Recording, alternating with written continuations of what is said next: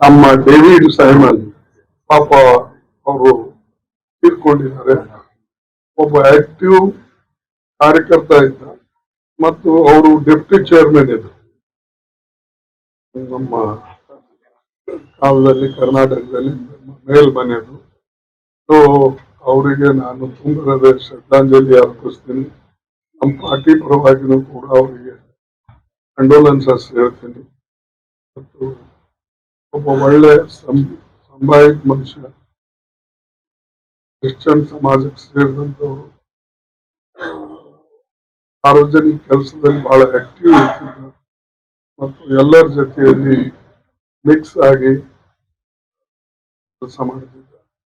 ಅದಕ್ಕಾಗಿ ನಿಜವಾಗ್ಲೂ ನನಗೆ ಅದರಿಂದ ನೋವಾಗಿದೆ.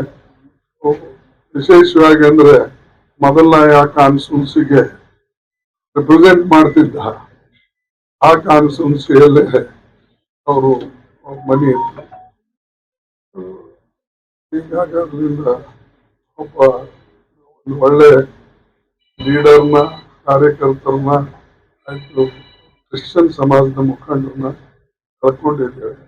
ಮತ್ತೊಮ್ಮೆ ನಾನು ಅವರಿಗೆ